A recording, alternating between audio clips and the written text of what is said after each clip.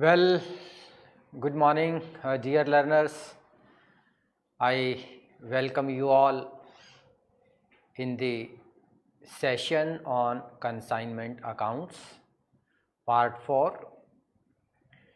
Well, friends, as I had discussed earlier, that under the consignment system, there are two parties, consignor and consignee. So, consignor is a person who asks the consignee to sell the goods on the behalf of the consignor. The risk is entirely of the consignor. Simply the consignee sells the goods on the behalf of the consignor against a fixed amount of commission, and the risk is of the consignor. So here the consignee acts as a agent.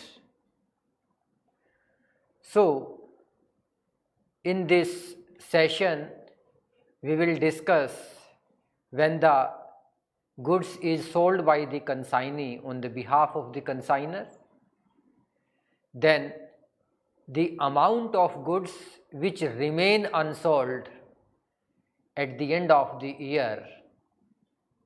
Under such a situation, how the unsold stock is valued, and as far as the normal loss and the abnormal loss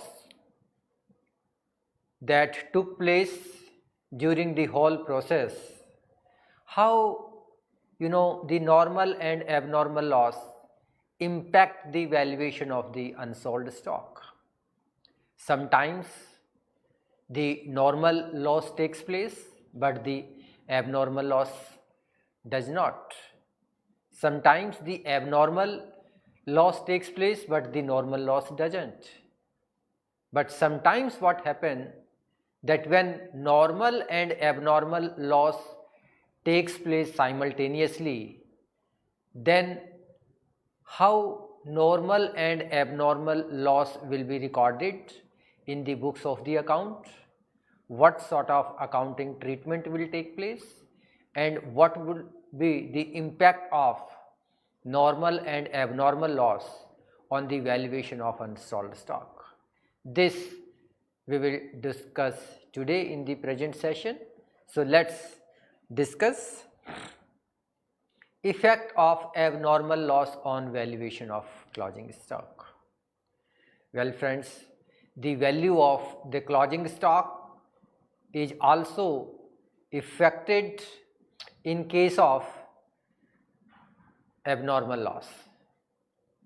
Let us see the effect of abnormal loss on closing stock under both situation. When abnormal loss occurs in go down of the consignee, valuation of closing stock is not affected because expenses incurred after reaching go down of the consignee are not to be taken into account for the purpose. So one of my very sincere advice to my learners is that they should try to understand that any amount of expenses incurred by the consignee after reaching the goods to his godown will not at all be considered while making the valuation of the closing stock. Hence, the normal formula will be followed for the valuation of the closing stock. Whatever procedure we have followed so far for the valuation of closing stock will be repeated. But it is not so when the abnormal loss occurs in transit. So when the goods is dispatched by the consignor, but it has not reached to the consignee so far. It is still in transit, and if during transit, if any abnormal loss takes place, then how the valuation will be made as far as the unsold stock is concerned? This we will be discussing today. The closing stock valuation is also affected due to abnormal loss in transit, because some non-recurring expenses may be incurred after loss has taken place. Hence, when such loss occurs in transit, you will have to distinguish between the non-recurring expenses incurred before loss and non-recurring expenses incurred after loss. The non-recurring expenses incurred before loss relate to the total units consigned, whereas non-recurring expenses incurred after loss relate to the remaining units. So here the learner should try to understand that once the goods is dispatched by the consignor, and if the abnormal loss takes place during transit. So if normal and abnormal loss takes place during transit and the non-recurring expenses are incurred by the consignee after the abnormal loss takes place, then we will have to see that any non-recurring expenses either incurred by the consignor or by the consignee will relate to the total units consigned, whereas any non-recurring expenses incurred by the consignee after the loss takes place, then only the remaining units will be taken into considerations while calculating the proportionate expenditure of non-recurring expenses on the valuation of the unsold stock. Therefore, the expenses before the loss will be proportionately divided among the total units, whereas the expenses incurred after the loss will be proportionately divided among the remaining units. So, I think it is very clear. So, we will try to understand this with the help of the illustration, that how closing stock and abnormal loss are calculated and treated when such a loss occurs in transit. On June 10, 2018, Modi and Company Patiala consigned 500 kg of goods costing rupees 150 each to Sethi and Company.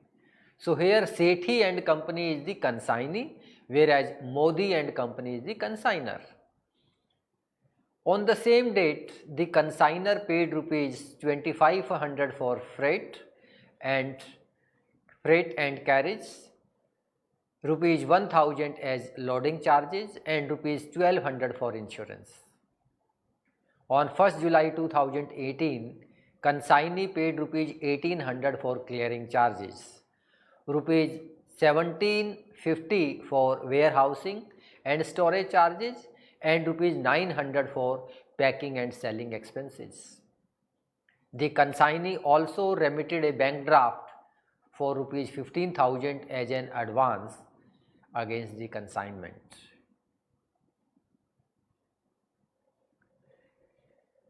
On July 5th, 2018, the consignee sold 275 cases at rupees 200 each.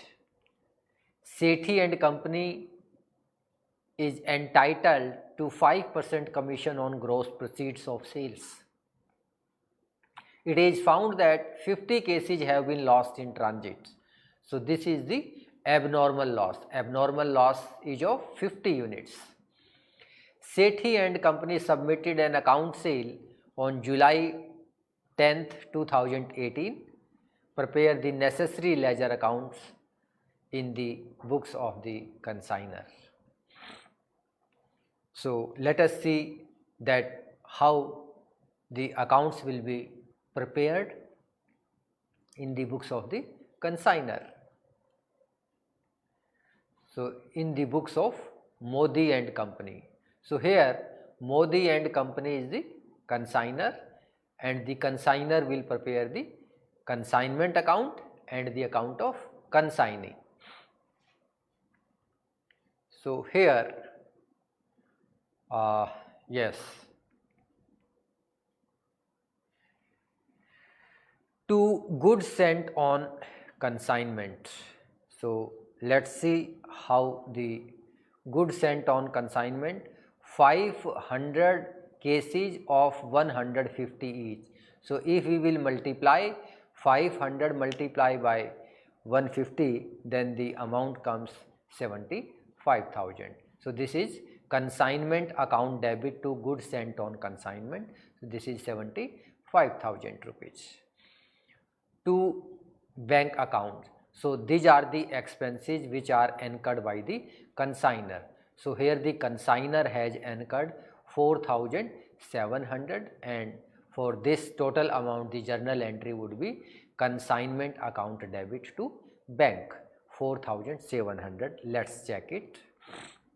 So the consignor paid 2,500 for freight and carriage, 1,000 for loading, and rupees 1,200 for insurance. So if we make the total of 2,500, 1,000 and 1,200, the amount comes to 4,700.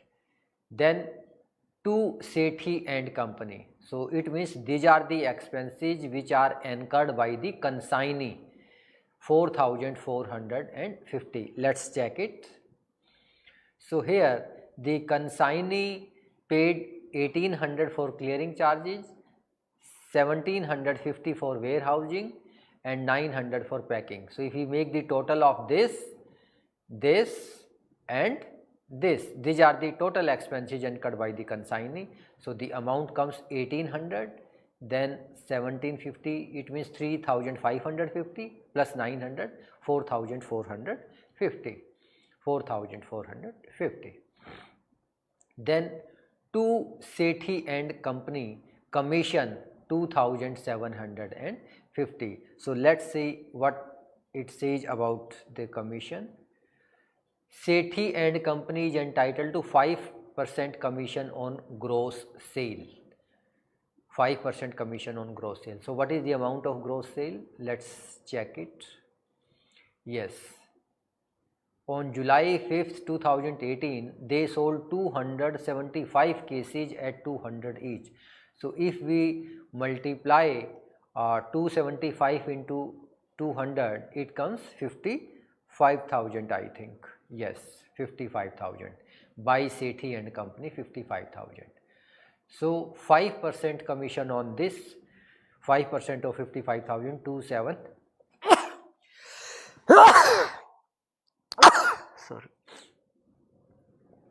So 5% of 55,000, 2750. This is the amount of commission. To profit and loss, 4,665. So this is the balancing figure. It means excess of this credit side over the debit side, which we call net profit, 4,665. So total is 91,565. Let's come to the credit side. So this we have already discussed. Now by abnormal loss, 7,970, and this is the by consignment stock. This is the value of unsold stock, 28,595. So total is 91,565. So here these are the two figures which we need to calculate. Abnormal loss 7,970 and the valuation of unsold stock is 28,595.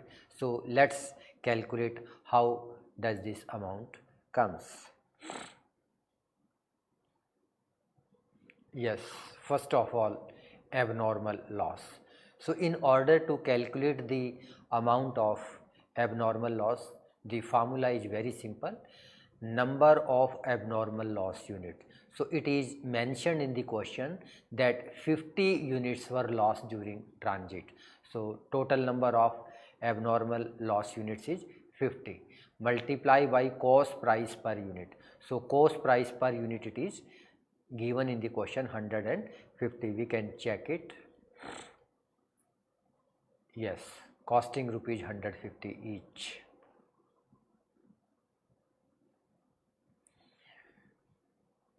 Plus non-recurring expenses up to the point of loss. So non-recurring expenditure up to the point of loss 4700, multiply by abnormal loss units. So abnormal loss units is 50 divided by total units consigned. Total units consigned is 500, it is mentioned in the question.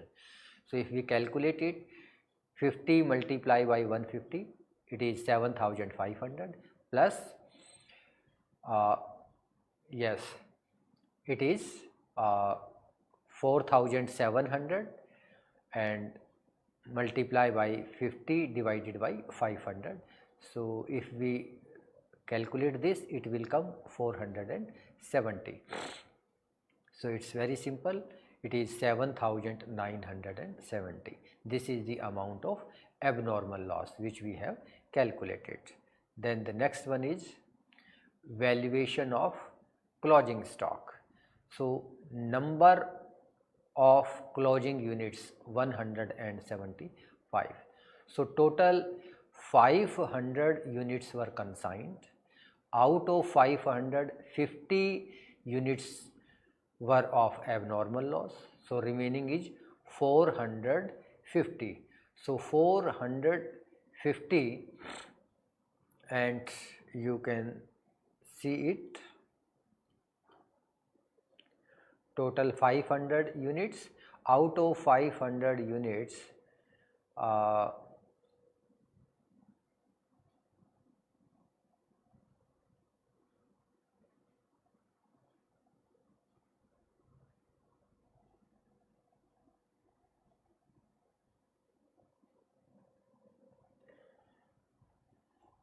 275 cases were sold off. So out of 450, 275 units were sold off. It means 175 units are unsold. Yes, number of closing units unsold 175 units. Cost price per unit 150, it is mentioned in the question. So cost of unsold stock is 175 multiplied by 150, it comes to 26,250. Now the non-recurring expenses before loss, it is 4,700, already given in the question, 2,500, 1,000 and 1,200. So total is 4,700. Since these expenses are incurred on total consignment on 500 units, the proportionate amount of expenses for the consignment stock will be, so these 4,700 amount represents the 500 units. So what it will represent if the number of units unsold is 175? So the amount come 1,645. Now non-recurring expenses after loss is 1,800, that is clearing charges of the consignee. As they are incurred after the consignment reaches the consignee, it would relate to the 450 units, because in the transit out of 500 units, 50 units were lost. So the consignee received only 450 units. So this amount of 1,800 represents the 450 units. Then what it will represent if the number of units unsold is 175? Then this amount comes 700. 700. So now the value of closing stock will be cost of unsold stock 175 multiplied by 150 because total 175 units are unsold and cost of each unit is 150. Total it comes 26,250. So these are the proportionate non-recurring expenditures, and these are the proportionate non-recurring expenditures of the consignee. These are the non-recurring expenses of the consignor. So total it comes 28,595. So this we have calculated, and the same 28,595 can also be calculated with the help of this formula. But again, this procedure is very simple. So this is the amount of unsold stock which we have recorded in the credit side of consignment account, 28,595. So total is 91,565. Now Sethi and Company, it means consignee account. So this is the sale proceeds. Entry was consignee account debit to consignment. So to consignment 55,000, total is 55,000. Here the consignee has dispatched an advance to the consignor of rupees 15,000. The entry was bank account debit to consignee. So by bank 15,000. These are the total expenditure of the consignee. By consignment 4,450. This is the total amount of commission of the consignee. By consignment 2,750. By balance carried down. So this is the balancing figure, 32,800. Total is 55,000. This is the goods sent on consignment. It's very simple. Goods sent on consignment, it was sent 75,000. So any amount which is sent on consignment has to be transferred to the trading account, because goods sent on consignment belongs to the goods, and any amount of goods is transferred to the trading account, to trading account 75,000. So this we have calculated. Now where normal and abnormal losses occur simultaneously. So far we have discussed the amount of abnormal loss, how the abnormal loss is calculated, and what would be the impact of abnormal loss on the valuation of unsold stock. Now the question arises, when normal and abnormal losses occur simultaneously, then how normal and abnormal loss will be treated in the books of the account, and what would be the impact of normal and abnormal loss on the valuation of the closing stock, unsold stock.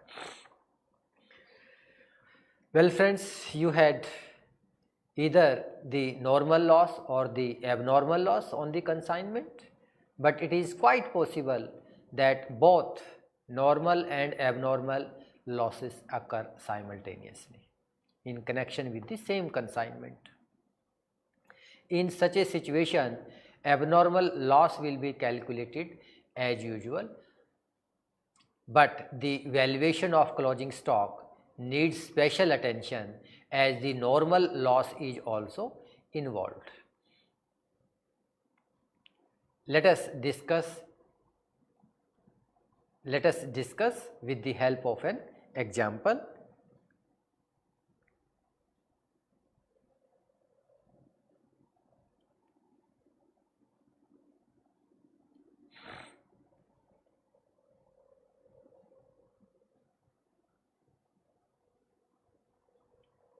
Yes, illustration.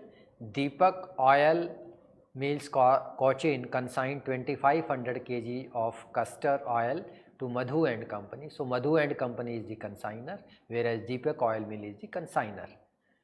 Varanasi on 1st April 2018. The cost of oil was rupees 18 per kg. The consignor paid 900 towards carriage and freight and insurance in transit. During transit, 250 kg oil was accidentally destroyed. So this is the abnormal loss units, for which the insurance company paid rupees 2200 in full settlement of the claim directly to the consignor. Madhu and Company, that is consignee, took delivery of the consignment on April 10 and accepted a bill drawn on them by Deepak Oil Mills of 5,000 for 2 months. On June 30th, 2018, the consignee reported that 1750 kg oil were sold at rupees 25 per kg. The expenses of the consignee were 1850 towards the godown rent, advertisement and salaries of the salesman, and the consignee is also entitled to a commission of 3% plus 2% Dell Crater commission. Madhu and company further reported a loss of 20 kg due to leakage. So this is the units representing the normal loss. Prepare necessary ledger accounts in the books of the consignor. So let's see first consignment account in the books of the consignor. So here consignor is the Deepak Oil Mills. So consignment account. First of all, 2 goods sent on consignment. So let's see 2500 kg. The cost of oil was 18 per kg. So if we will multiply 2500 kg of goods at the rate of rupees 18 per kg, it will come 45,000. 2 goods sent on consignment, 45,000. 2 bank consignor expenses. So these are the expenses which have been incurred by the consignor. It is mentioned in the question. These are the expenses incurred by the consignee. It is also mentioned in the question. To Madhu and company, 3% commission, normal commission, 2% Dell Crater commission. So friends, as we had already discussed that Dell Crater commission is also given on the gross sale until or unless mentioned otherwise. So here nothing has been mentioned. So therefore this 3% and 2%, total 5% commission will be given to the consignee on the gross sales. So here the gross sales is 43,750. So if you calculate 3% of this, it will come 1,330, and if you calculate 2% on this, it will come 875. So total it is 2188. This is the net profit 7294. So this is the balancing figure, excess of this credit side over the debit side of the consignment account. Total is 57,232.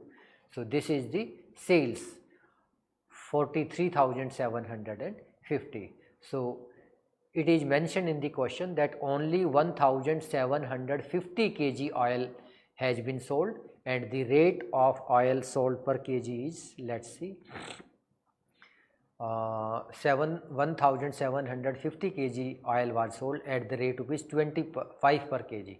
So if we multiply 1750 by 25, it comes to this 43,750. By abnormal loss 250 kg, it is mentioned in the question that 250 kg oil was lost. So the value is 4,590, and this is the value of unsold stock 8,892. So total is 57,232. So now these are the 2 figures which we need to calculate. So let's see how the amount of abnormal loss has been calculated and how the valuation of unsold stock has been made. It's very simple. Yes. First, abnormal loss. So number of abnormal loss, it is mentioned in the question 250. Cost price per unit, it is mentioned rupees 18 per kg, plus non-recurring expenses before loss. So it is mentioned non-recurring expenses are 900 rupees. Multiply by abnormal loss units, so it is mentioned 250, divided by total units consigned, so it is mentioned 2500. So 250 multiplied by 18 is 4500, and if we calculate this, it comes to 90 rupees. So total is 4590. So this is the amount of abnormal loss. Now the next one is value of unsold stock, that is the closing stock. So it's very simple, number of units and cost, total quantity and cost of oil. Total 2500 units were dispatched, costing rupees 45,000. Add non-recurring expenses. So non-recurring expenses 900. So the cost is 45,900. Units remains the same. Less abnormal loss, 2500 units are abnormal loss, and the amount of abnormal loss we have calculated 4590. So after subtracting this amount from this, it comes 41,310, and it comes 2,250. After subtracting 250 from 2500, it comes this. Normal loss is also reported in the question, 20 units. So after subtracting 20 units from this, it comes 2,230 units. Amount is 41,310, because from the normal loss nothing has been realized. Number of units sold 1,750. So out of 2,230 units, 1,750 units have been sold. So it means unsold units are 480. So now we can calculate the value of 480 units will be, yes, it is the value of 2,230 units is 41,310. It means this cost of 41,310 is representing 2,230 units. So what it will represent if the number of units unsold are 480? It will comes 8,892. So this is how we have calculated the 8,892 is the value of unsold stock, and 4,590 is the amount of abnormal loss. Now abnormal loss account, very simple. 4,590 we have already calculated. Out of this 2,200 has been paid by the insurance company. So this is the net loss which we will charge from profit and loss account. 2,390, total is 4590. This is the consignee account. This is the sales amount 43,750. These are the consignee expenses. This is the consignee commission by bank. This is the advance given by the consignee to the consignor. This is the balancing figure 34,712. Total is 43,750. So this was all about this session. I think with the help of this exercise, my students are now very clear as far as the valuation of closing stock is concerned, and the calculation of normal and abnormal loss is concerned, and the impact of normal and abnormal loss on the value of unsold stock. So this was all about this session. Thank you very much.